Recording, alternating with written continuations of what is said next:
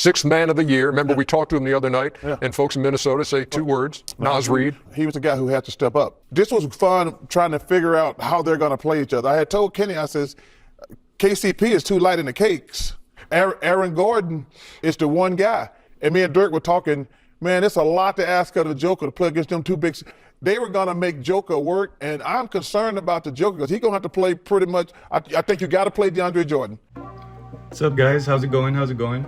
Thanks for clicking on the video. First of all, today's going to be a different format from yesterday. I'm obviously not as inebriated. Yesterday was more of a reaction, and today's probably going to be more of a breakdown. I thought it was a great game. Minnesota came out, guns blazing with a 16-4 run in the first.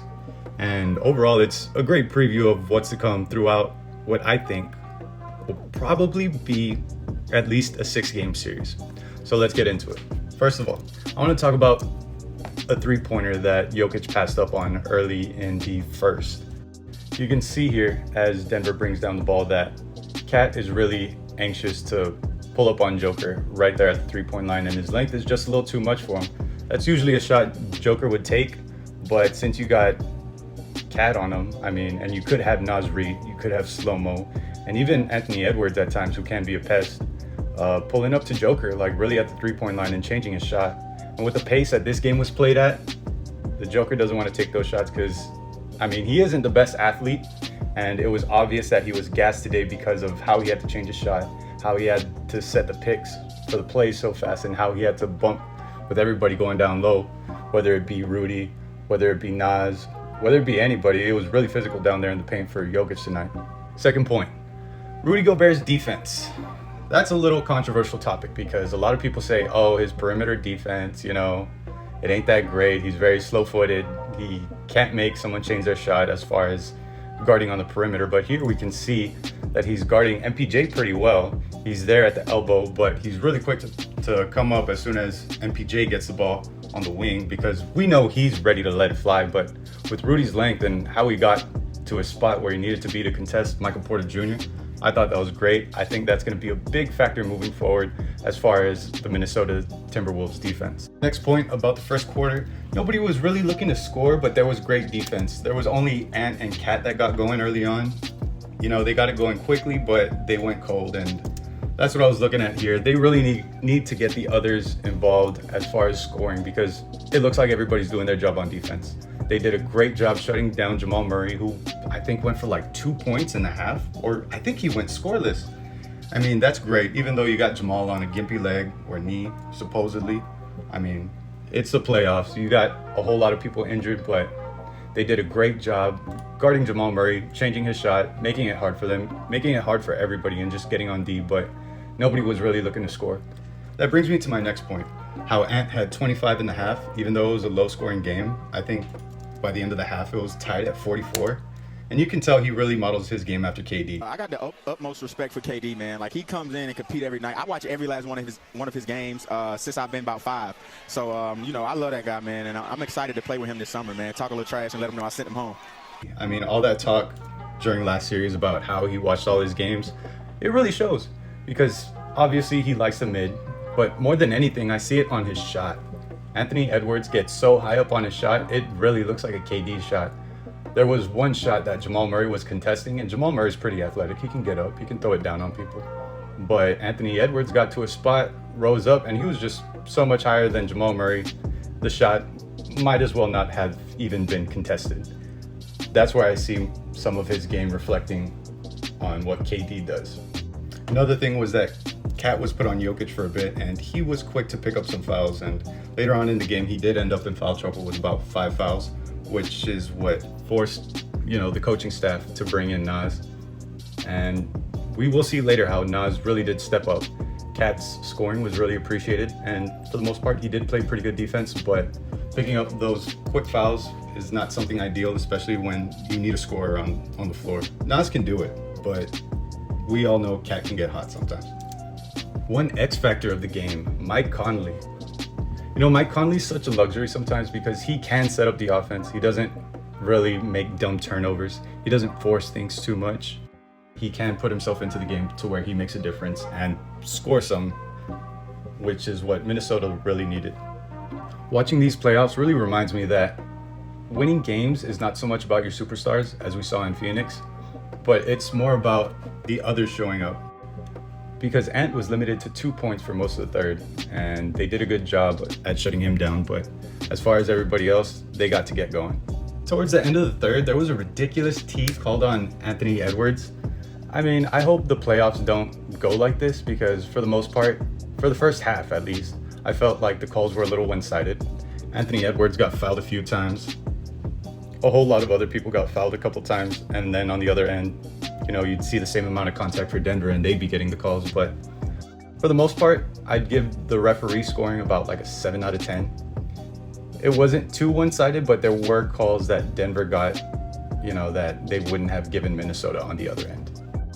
Another point I wanted to make is that teams really need to respect Aaron Gordon as far as defense.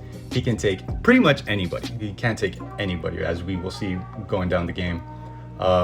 He's ready to guard Cat, he's ready to guard Nas, he's ready to guard Slow-Mo, even Anthony Edwards sometimes. He's really getting it going, and he will be the guy on your greatest athlete on your team, whether it be LeBron, AD, like we said, Cat, Paolo Banchero. This guy is going to guard your best athlete and ultimately make them work down in the paint for whatever points they get. And although he was slow in the first half, I think we can start talking about Jamal Murray being almost on the level of Kyrie. I know he isn't Kyrie, but he's still very nice, very clutch. Like I said, he wasn't very effective. The start of this game might have been due to injury. But I think it's a solid conversation to have as far as best point guards in the league. You know, we mentioned Dame, Steph, Jalen Brunson. I think Jamal Murray makes a case that he is one of the top 3 point guards in the league. I mean, you see how he gets and one here. You see how he didn't get called for that technical with that taunting, but Jamal Murray is legit, and he's done a great job throughout the playoffs, and he continues to show up as we have seen in that previous Lakers series. There was a lot of criticism about Anthony Edwards and the Minnesota Timberwolves in general as far as their turnovers and their bad playmaking.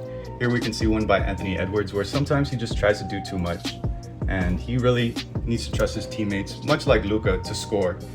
And so just avoiding all this little ISO stuff, this AAU basketball here, leading to a horrible turnover, we don't need that. I think the idea as far as Anthony Edwards is just to show up, make the right play, and trust in your teammates, man. I wanted to point out one particular play that happened in the fourth quarter with about 3 minutes left. We had a, business as usual, pick and roll between Jokic and Jamal Murray, but I think what a lot of teams miss is the threat of having Aaron Gordon. And here we can see he's literally like sneaking around, like trying to get past Gobert and, just sneak in for the lob because we know Jokic can make that pass.